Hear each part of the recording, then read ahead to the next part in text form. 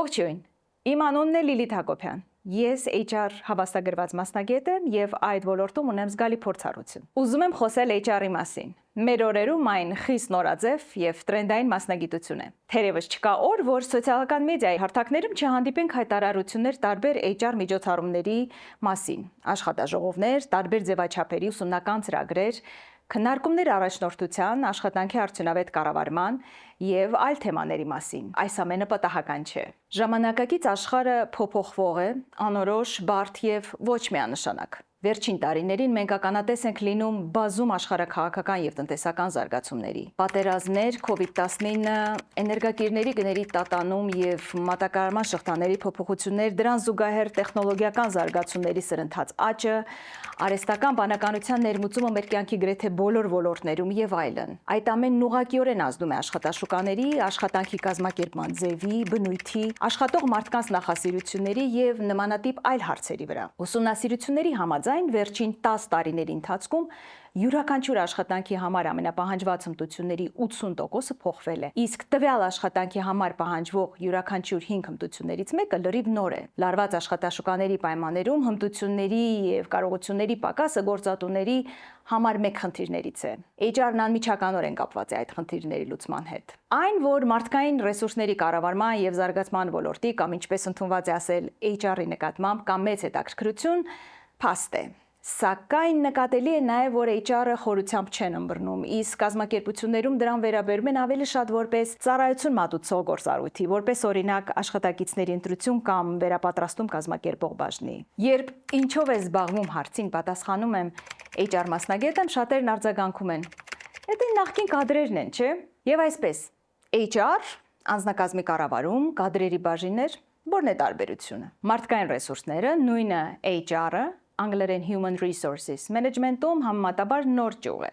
և այդ տերմինը հաճախ թյուրըմբռնման առիթ կարող է առաջացնել, քանի որ հանրության շրջանում լսում ենք պարզապես HR-ը։ Գործնականում կարևոր է տարանջատել HR-ը որպես գիտական ուղղություն, HR կառավարումը որպես ձեռնարկության քաղաքականություն կամ ռազմավարություն և HR-ը որպես գործառույթ կամ կազմակերպական միավոր։ Պարզ լեզվով HR-ն անձնակազմի կառավարման իրավահաջորդն է։ Արևմտյան երկրներում աշխատակազմի հարցերով զբաղվող ստորաբաժանումները հենց այդպես էլ կոչվել են անձնակազմի կառավարման ծառայություն կամ բաժին։ Հայաստանում, այնպես ինչպես Խորհրդային Միության այլ երկրներում ընդունված էր կադրեր տերմինը, որն ուներ գաղափարախոսական համատեքստ։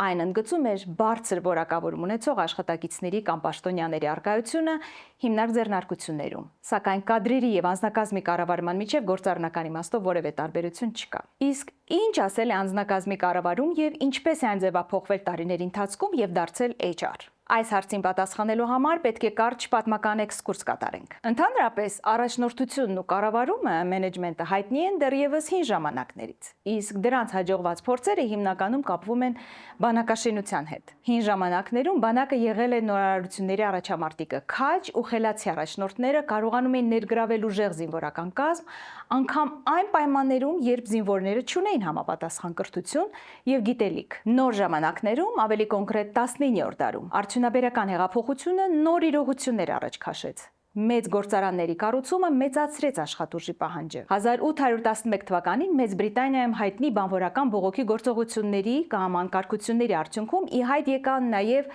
աշխատողների իրավունքների պաշտպանության հարցերը։ Մեծ արտադրություններում փնտրում էին ուղիներ կոնֆլիկտները հարթելու, կառավարիչների և բանվորների միջև գործընկերային հարաբերություններ հաստատելու նպատակով։ Եվ այդ ձեռնարկություններում առաջացավ մասնագիտացված ստորաբաժանումների անհրաժեշտությունը։ Ստեղծվեցին անձնակազմի հարցերով բաժիններ։ Մինչև 20-րդ դարի համարյա կեսը անձնակազմի հարցերով միավորների աշխատանքը կրում էր վարչարարական և բյուրոկրատական բնույթ։ Դրանց նպատակն էր ապահովել կանոնադրական համապատասխանությունն ու ծախսարդյունավետ գործընթացների իրականացումը։ Անձնակազմի բաժինները հիմնականում զբաղվում էին աշխատակիցների տվյալների փաստաթղթավորման, աշխատանքի ընդունման, ազատման, թոշակի արձակուրդի, աշխատավարձի, մասնագիտական վերապատրաստումների հարցերով։ Տրամադրում էին օրենքով սահմանված արտոնություններ, սոցիալական և բժշկական օգնություն և այլն։ Դրանից բացի համակարգում էին նաև արհեստակցական միությունների հետ կապերը։ 20-րդ դարի առաջին կեսում անձնակազմի կառավարման փիլիսոփայության վրա մեծ ազդեցություն ունեցան վարքաբանական տեսությունները։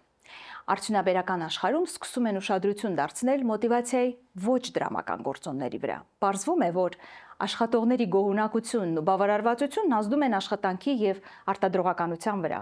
Այդ պատճառով շատ գործարաններում սկսում են ներդրվել ծրագրեր ուղղված աշխատողների հարմարավետության եւ գոհունակության բարձրացմանը։ Այդուհանդերձ, ձեռնարկություններում մեծ հաշվով չէին արժևորում աշխատակիցների դերակատարումը։ Ղեկավարները համոզված էին, որ վերջիններին կարելի է հեշտությամբ փոխարինել եւ հիմնական շեշտը դնում էին արտադրողականության վրա գործընթացների օպտիմալացման միջոցով։ Անցյալ դարի 50-ականներից մինչև մոտավորապես 70-ականների վերջը զարգացած աշխարհում ֆենոմենալ տնտեսական աճ էր։ Արտադրության տեխնոլոգիական վերափոխման ժամանակաշրջան, հայտնվում են առաջին համակարգիչները, արդյունքում մեծանում է բարձր որակավորմամբ փորձառու աշխատակիցների թիվը, ինչն էլ փոխում է աշխատանքային հարաբերությունների հաշվեկշիռը, քանի որ աշխատողները ձեռք էին բերել խոսքի իրավունք եւ գործատուների հետ բանակցելու կարողություն։ Միևնույն ժամանակ ի հայտ են գալիս խնդիրներ, օրինակ բարձր հոսունությունը։ Անհրաժեշտ էր գտնել նոր լուծումներ։ Ի պատասխան կազմակերպություններն ընդլայնում են իրենց անձնակազմի կառավարման ստորաբաժանումների գործառույթները, փոխվում է աշխատավարձերի եւ նյութական խրախուսման համակարգը, աշխատանքը խիստ նորմալորելու պրակտիկան, խոստումնալից աշխատակիցներին տրվում են պաշտոնեական առաջխաղացման հնարավորություններ, ուսուցման եւ վերապատրաստման ծրագրերը սկսում են դիտվել որպես մոտիվացիայի բարձրացման ուղղված գործոն։ Այդպիսով մտածող կառավարիչներն ու ղեկավարները համոզվում են, որ անձնակազմի կառավարումը ձեռնարկության արդյունավետության ապահովման գործոն է, որի նշանակությունն արագ աճում է։ 1990-ականների վերջերին ազատ շուկայական մրցակցության հզորացումը համաշխարհային մակարդակով եւ տեխնոլոգիաների գիտելիքահենք ձեռնարկությունների տարածումը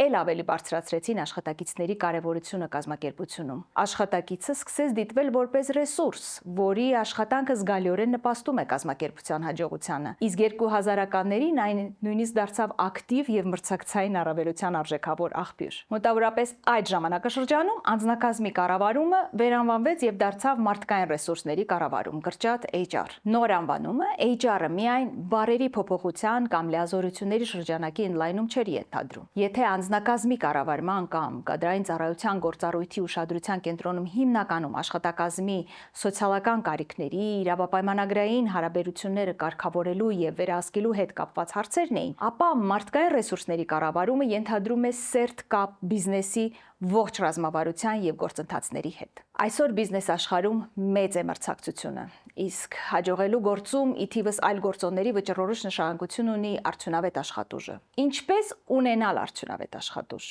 ինչպես ընտրել լավագույն մասնագետների։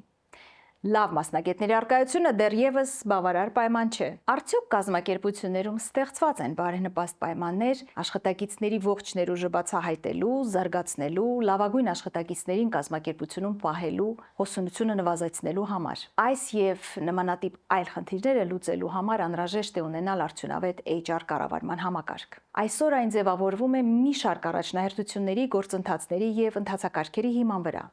Դրանք են աշխատակիցների ընտրություն, ներգրավում,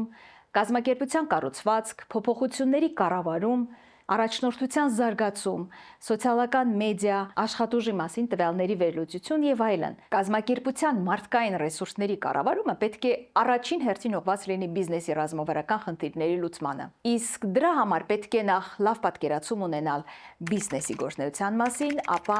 HR քաղաքականություն եւ ռազմավարություն մշակելու, իրականացնելու եւ վերջապես HR գործառույթի աշխատանքը ճիշտ կազմակերպելու մասին։ Իսկ այդ թեմաների մասին մեր հաջորդ թողարկումներում։